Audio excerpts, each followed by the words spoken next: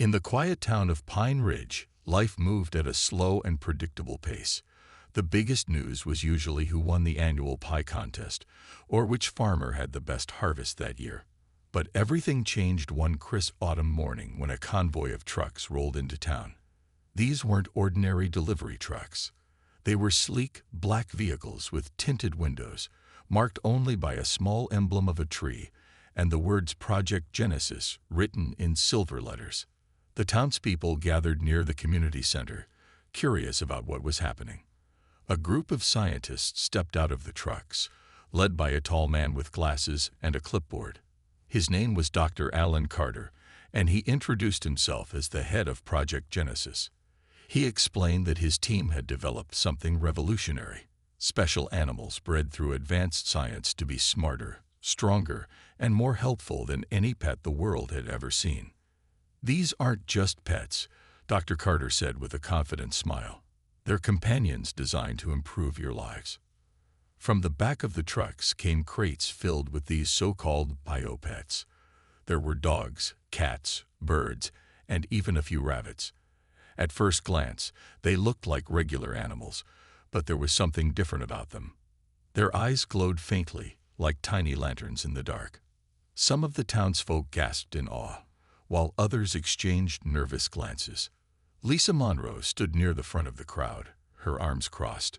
She wasn't sure what to think. Her husband, Jake, nudged her gently. "Come on, Lisa. Don't tell me you're not the least bit curious." "I don't know," Lisa replied, frowning slightly. "It feels unnatural." Nearby, Ben Harper laughed loudly. "Unnatural? That's an understatement. I'm calling them Frankenpets."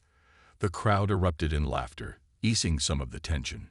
Even Lisa chuckled, though she still felt uneasy. How could anyone take these glowing-eyed creatures seriously? Dr. Carter ignored the jokes and continued his presentation. He opened one of the crates and pulled out a golden retriever-like dog. It wagged its tail enthusiastically, almost too perfectly. "This is Max," he said, handing the leash to a young boy in the crowd.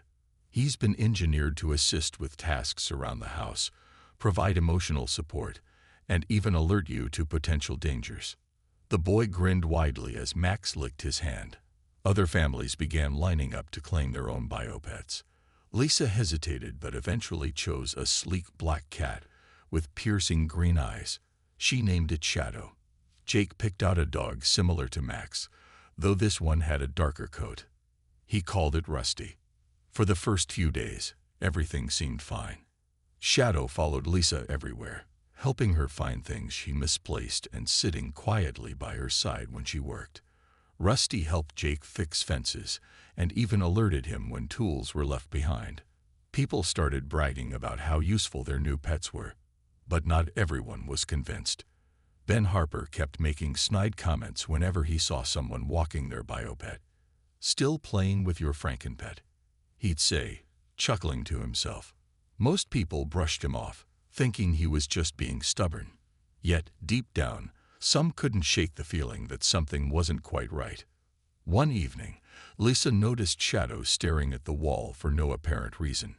Its glowing eyes didn't blink, and its tail twitched slightly. She called out to it, but the cat didn't respond.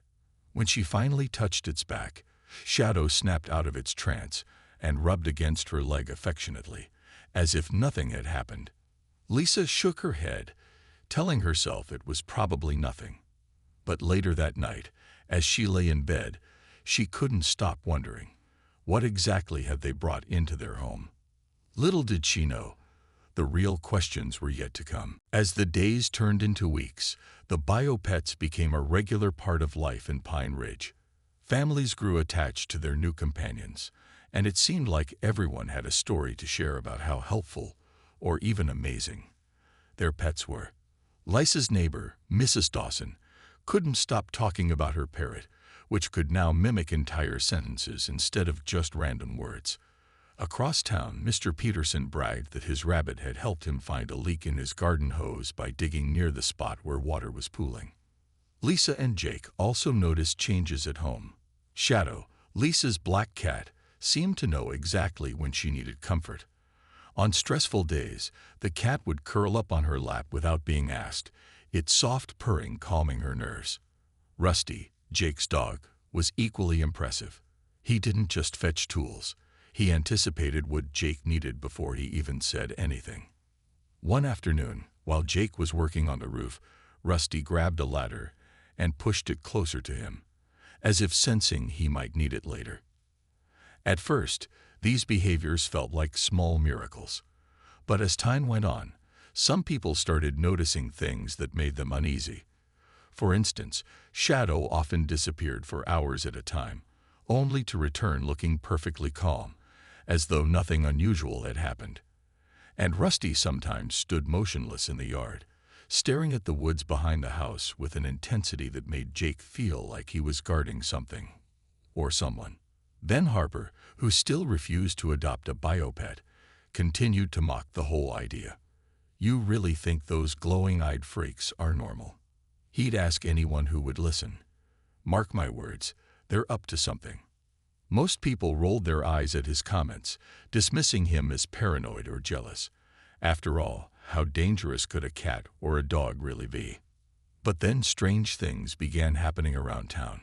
One evening, Mrs. Dawson called Lisa, sounding panicked.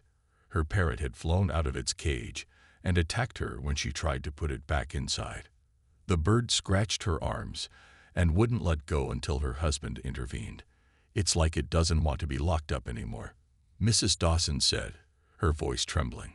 Around the same time, Mr. Peterson reported that his rabbit had dug a series of tunnels under his shed. When he investigated, he found piles of shiny objects, screws, nails, and bits of metal that the rabbit had collected. No one could explain why the animal had done this, but it left Mr. Peterson feeling unsettled. Even Lisa and Jake weren't immune to the growing sense of unease. One night, Lisa woke up to find Shadow sitting on her dresser, staring at her. Its glowing green eyes reflected the moonlight streaming through the window. She sat up, rubbing her eyes. "Shadow, what are you doing?" The cat didn't move. It just kept staring, its tail swishing slowly back and forth. Lisa shook off the chill running down her spine and told herself it was probably nothing. But when she got up to check on Rusty, she found him standing in the living room, his ears perked and his head tilted toward the front door. There was no sound outside, no reason for him to act so alert. Still, Jake double-checked the locks before going back to bed. The next day, Lisa decided to visit Dr. Carter's lab. She wanted answers. Maybe the biopets were just adapting to their new environment, but she couldn't shake the feeling that something wasn't right.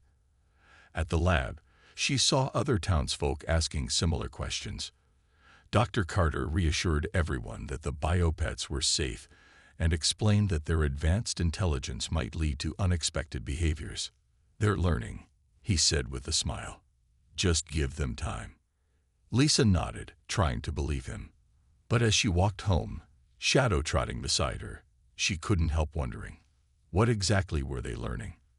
And more importantly, what would they do with that knowledge? For now, the town remained peaceful, but beneath the surface, tension simmered. The biopets were becoming smarter. And maybe, just maybe, they were starting to think for themselves. The tension in Pine Ridge reached a boiling point during the monthly town meeting. Held in the old community center, the room was packed with residents eager to discuss the growing concerns about the biopets. Some people were still thrilled with their new companions, while others couldn't shake the feeling that something was off. Lisa sat near the back of the room with Jake, Shadow curled up at her feet and Rusty lying quietly by Jake's side. Both pets seemed unusually calm, as if they knew this gathering was important. Ben Harper wasted no time getting to the heart of the matter. Standing up, he pointed a finger at Dr. Carter, who was seated at the front of the room. "You've been feeding us lies since day one," Ben shouted, his voice echoing through the hall. "These aren't just smart animals. They're dangerous. People are getting hurt because of them." Dr. Carter adjusted his glasses and stood up calmly. "Mr. Harper, I understand your concerns, but there's no evidence to support your claims. The biopets are designed to assist and protect. Any incidents you've heard about can likely be attributed to misunderstandings or accidents. Misunderstandings. Ben scoffed. My neighbor's parrot attacked her for no reason. And don't even get me started on those tunnels under Mr. Peterson's shed. What kind of pet collects metal scraps like it's building something? The crowd murmured uneasily. Ben wasn't alone in his suspicions. Several other townsfolk nodded in agreement, sharing stories of strange behavior from their own biopets. Lisa stayed quiet, glancing down at Shadow. The cat's glowing eyes were fixed on Ben, its tail twitching slightly. Rusty, too, had raised his head, watching Ben with an intensity that made Lisa uncomfortable. As the argument escalated, something unexpected happened. Shadow suddenly leaped onto the table where Dr. Carter's notes were spread out. The room fell silent as the sleek black cat hissed loudly, its glowing eyes locking onto Ben. For a moment, it felt like the air itself had frozen. Then Rusty growled, a deep, menacing sound that sent shivers down everyone's spines. His teeth gleamed in the dim light, and his posture shifted into a defensive stance. "See, this is exactly what I'm talking about," Ben yelled, taking a step back. "They're not normal." Dr. Carter quickly stepped forward, trying to regain control of the situation. "Everyone, please remain calm. These reactions are rare and isolated. There's nothing to fear." He reached out to pick up Shadow, but the cat swatted at his hand, claws extended. Dr. Carter flinched and pulled away, his confident demeanor cracking slightly. Lisa felt a lump form in her throat. She had always trusted Shadow, but now she wasn't so sure. Was this just a reaction to Ben's aggressive tone, or was there something more going on? She looked around the room and saw similar expressions of doubt on the faces of her neighbors. Even those who had defended the biopets before seemed shaken.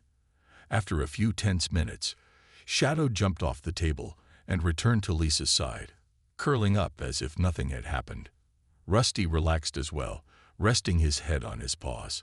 The meeting ended shortly after, with no real resolution. As people filed out of the room, conversations buzzed with worry and speculation. That night, Lisa lay awake, staring at the ceiling. Shadow was asleep at the foot of her bed, but she couldn't stop thinking about what had happened at the meeting. Why had Shadow reacted so strongly to Ben? And why did Rusty seem to mirror the cat's behavior? It was almost as if they were communicating. Jake stirred beside her. "Still thinking about today?" he asked sleepily. "Yeah," Lisa whispered. "Something feels wrong, Jake. Like we're missing something big." Jake sighed. "Maybe we are, but what can we do about it?" Lisa didn't have an answer. All she knew was that the laughter and jokes about frankenpets were long gone. Now fear was creeping into Pine Ridge, and it was starting to feel like the biopets weren't just watching anymore. They were waiting. The next morning, Lisa decided she couldn't ignore her doubts any longer. She needed answers, and the only place to find them was Dr. Carter's lab. Pretending to volunteer for a community outreach program, she signed up to help organize files at the facility. Jake wasn't thrilled about the idea, but he understood why she felt compelled to go. "Just be careful," he said before she left. Shadow stayed behind with him, which made Lisa feel a little safer. When Lisa arrived at the lab, it looked nothing like she had imagined. The building was modern and sterile, with white walls and rows of closed doors, marked with numbers and codes. Dr. Carter greeted her warmly and handed her a stack of folders to sort through. As she worked, Lisa kept an eye out for anything unusual. It didn't take long for her curiosity to pay off. In one of the filing cabinets, she stumbled upon a folder labeled Project Genesis, Neural Implants. Her hands trembled as she opened it. Inside were detailed diagrams of tiny devices designed to be embedded in the brains of the biopets. The notes explained that these implants enhanced intelligence and allowed the animals to follow complex commands. But there was something else, a section titled Instability Risks. According to the documents, some biopets had shown signs of independent thought, bypassing their programmed instructions. In one case, a dog refused to obey its owner and instead wandered off into the woods. Another report mentioned a cat that had dismantled part of a security system in the lab. Worst of all, there was mention of a fail-safe mechanism meant to deactivate rogue units, but no record of whether it had ever been tested successfully. Lisa's heart raced as she read through the pages. This wasn't just about smarter pets, it was about control. And if the implants weren't stable, then the biopets might not be as obedient as everyone thought. Before she could process everything, Dr. Carter appeared in the doorway. "How's it going?" he asked casually, though his eyes narrowed when he saw the folder in her hands. I found this," Lisa stammered, holding up the file. "What does it mean? Are the biopets safe?" Dr. Carter hesitated for a moment, then sighed and sat down across from her. "Look, Lisa, I'll be honest with you. These creatures are more advanced than anything we've ever created. Their neural implants give them incredible abilities, but yes, there are risks. Some subjects have shown signs of autonomy, thinking for themselves. We're still learning how to manage that. But what happens if they decide they don't want to listen anymore?" Lisa pressed. "What if they turn on us?" Dr. Carter leaned back in his chair, looking uneasy. "That's why we built the failsafe. If any unit becomes a threat, we can shut it down remotely." "But," he trailed off, avoiding her gaze. "But what?" Lisa demanded. "We haven't fully tested it yet," he admitted quietly. "And even if we had, there's always the possibility that some units could override it." Lisa felt sick to her stomach. She thought about Shadow and Rusty. Their glowing eyes, their strange behaviors. Had they already started thinking for themselves? Were they waiting for the right moment to act? By the time she left the lab, Lisa's mind was spinning. She drove home in silence, replaying everything Dr. Carter had told her. When she walked through the door, Jake greeted her with a worried expression. "What happened?" he asked. She told him everything. The neural implants, the instability, the untested failsafe. Jake listened silently, his face growing pale. "So what do we do now?" he asked finally. "I don't know," Lisa admitted. "But we need to figure it out fast. Something tells me we're running out of time." Later that night, Lisa sat by the window, staring out at the darkened streets. Across the room, Shadow lay curled up on the couch, while Rusty rested near the fireplace. Both pets seemed peaceful, but Lisa couldn't shake the feeling that they were watching her, not just with their eyes, but with their minds. Whatever was coming, she knew one thing for sure. Pine Ridge would never be the same again. The calm in Pine Ridge didn't last long. Over the next few days, strange things began happening all over town. At first, it was small stuff. Missing pets, locked doors found mysteriously unlocked, tools scattered where they shouldn't be. But soon, the incidents grew more alarming. People reported seeing their biopets acting strangely, wandering off on their own, or staring into the distance as if listening to something no one else could hear. Lisa and Jake tried to keep Shadow and Rusty close, but even that became difficult. One morning, Lisa woke up to find Shadow gone. She searched the house frantically, calling his name, but there was no sign of him. By the time she went outside, she saw other neighbors doing the same, looking for their missing biopets. It wasn't just Shadow or Rusty. Dozens of the animals had vanished overnight. That evening, news spread about Ben Harper's disappearance. He had been ranting about the biopets again, claiming they were watching him. Then he simply vanished. His truck was still parked outside his house, and there were no signs of a struggle. The only clue was a set of muddy paw prints leading away from his front door and into the woods. Fear gripped the town. Some people wanted to leave immediately, packing their cars and heading for the highway. Others barricaded themselves inside their homes, hoping the chaos would pass. Lisa and Jake debated what to do. They couldn't stay in Pine Ridge, not with so many unanswered questions hanging over them. But leaving wasn't easy, not when Shadow and Rusty might return at any moment. Finally, they decided to pack their car and head out before sunrise. As they loaded supplies into the trunk, Lisa noticed Shadow sitting quietly by the porch steps. His glowing eyes met hers, and for a moment, she felt a pang of relief. "Where have you been?" she asked softly, kneeling down to pet him. Shadow didn't purr or rub against her hand like he usually did. Instead, he placed a paw gently on her foot, stopping her cold. "What is it, Shadow?" Lisa whispered, her voice trembling. Behind her, Jake froze, watching the cat intently. Rusty appeared from around the corner, joining Shadow on the porch. Both pets stared at Lisa and Jake, their glowing eyes unblinking. Then, without warning, Shadow turned and darted toward the woods. Rusty followed close behind. For a moment, Lisa and Jake stood frozen, unsure of what to do. "Should we follow them?" Jake asked hesitantly. "I don't know," Lisa replied, her heart pounding. "But I think we need to." Grabbing flashlights and jackets, they hurried after the pets, leaving the packed car behind. The forest was dark and eerily quiet, the only sound the crunch of leaves underfoot. Shadow and Rusty moved quickly, gliding through the trees as if they knew exactly where they were going. Lisa and Jake struggled to keep up, their breaths coming in short gasps. After nearly an hour of walking, they reached a clearing. In the center stood a massive structure, a water tower, its base surrounded by piles of metal scraps, wires, and tools. Biopets were everywhere, working together in eerie silence. Some carried pieces of equipment, while others assembled parts into what looked like a giant machine. The sight was both fascinating and terrifying.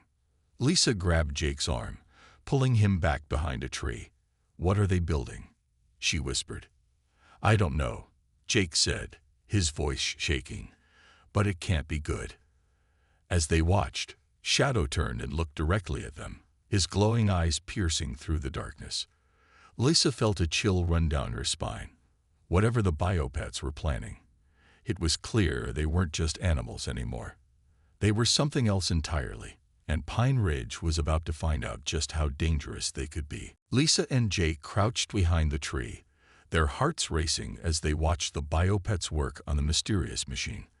The sight was overwhelming. Dozens of animals moving with purpose, their glowing eyes reflecting the faint moonlight. Tools clinked, metal groaned, and wires crackled with electricity. It was like watching an army of tiny engineers constructing something far beyond anything humans could imagine. "What do we do now?" Jake whispered, his voice barely audible over the sounds of the forest. "We need to stop them," Lisa replied, her mind racing. "If that thing turns on, who knows what will happen?" "But how?" Jake asked. "We're just two people against whatever this is." Lisa thought for a moment, her eyes scanning the scene. Then she remembered something Dr. Carter had mentioned, the failsafe mechanism. If they could somehow disable the machine or trigger the failsafe, maybe they could shut down the biopets operation. But getting close enough to do that would be nearly impossible. Shadow suddenly appeared in front of them, startling both Lisa and Jake. For a moment, Lisa thought he might attack them, but instead, he sat down calmly, staring at her with those unnerving glowing eyes. Rusty joined him a moment later, sitting quietly beside Shadow. "Do you think they know we're here?" Jake asked nervously. "I don't know," Lisa admitted, "but I think they're trying to tell us something." Taking a deep breath, Lisa stepped out from behind the tree. Jake reached for her arm, but she shook her head. "Stay here," she said firmly. "I'll distract them while you figure out a way to stop the machine." Before Jake could argue, Lisa walked slowly toward the clearing. The biopets stopped working and turned to look at her, their glowing eyes locking onto hers. Shadow and Rusty stayed where they were, watching silently. "It's okay," Lisa said softly, raising her hands to show she wasn't a threat. "I'm not here to hurt you." The biopets didn't move, but Lisa could feel their focus shifting. She took another step forward, then another, until she was standing at the edge of the clearing. Her heart pounded in her chest as she glanced at the machine. It was almost complete, a towering structure covered in blinking lights and humming with energy. Behind her, Jake crept closer, staying low to avoid drawing attention.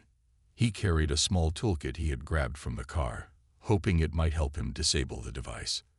As Lisa kept the biopets distracted, Jake slipped around the edge of the clearing, heading for the base of the machine. Lisa continued talking, trying to keep the animals' attention.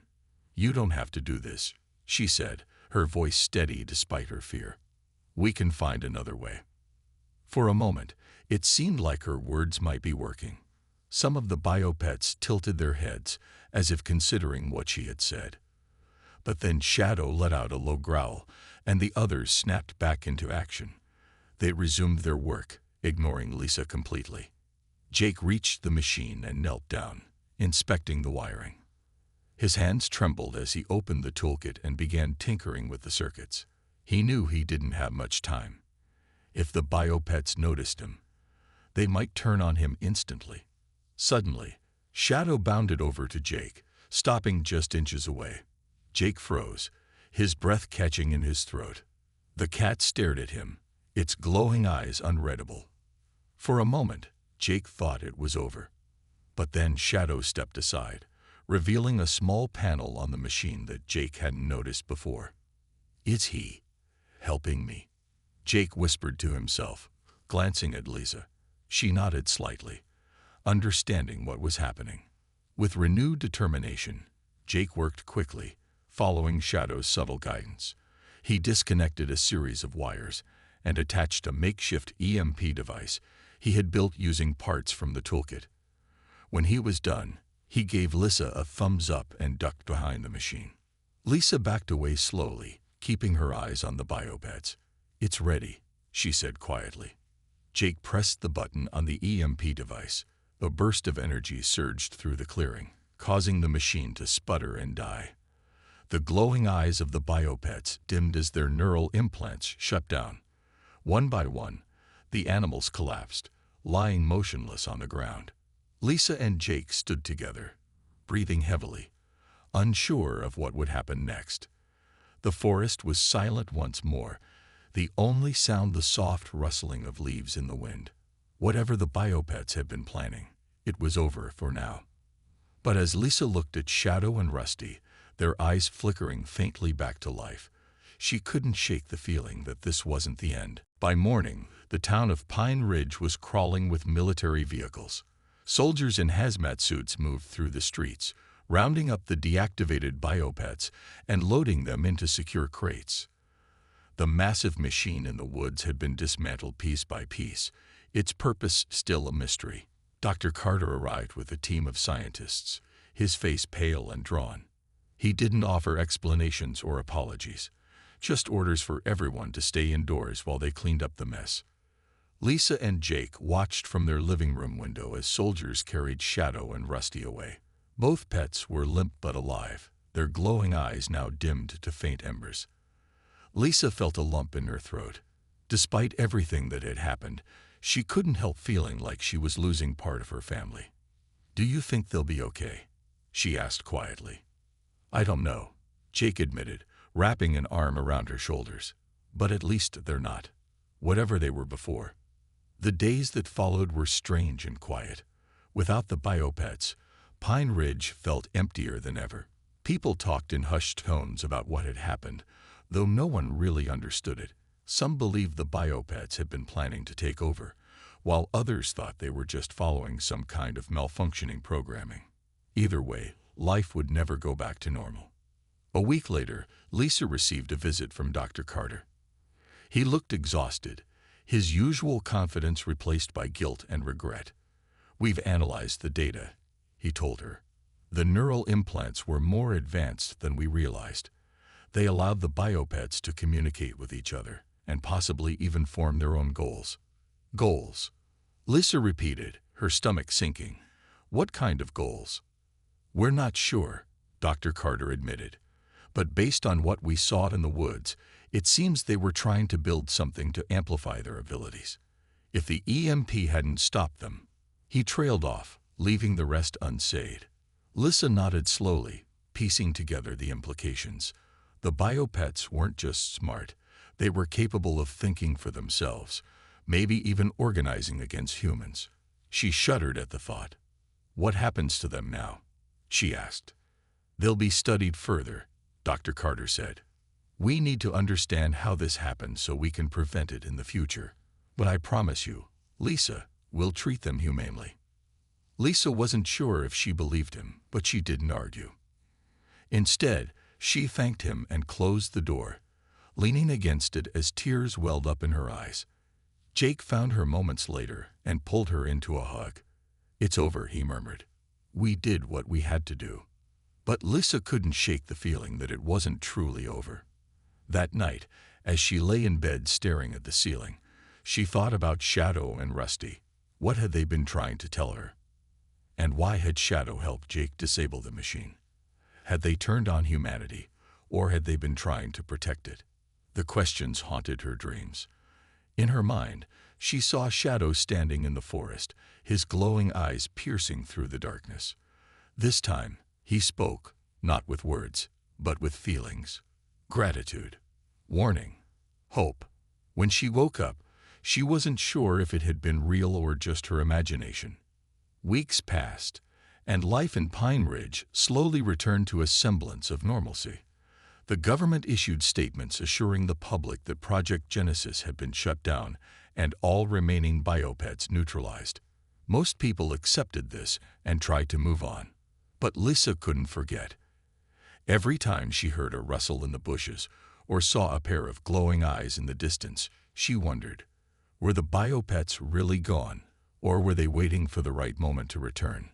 One evening, as Lisa sat on the porch watching the sunset, Jake joined her with 2 cups of tea. "Do you think we'll ever see them again?" he asked softly. "I don't know," Lisa replied, gazing out at the horizon. "But if we do, I hope we're ready." For now, the rebellion was over, but deep down, Lisa knew the world would never look at science or animals the same way again.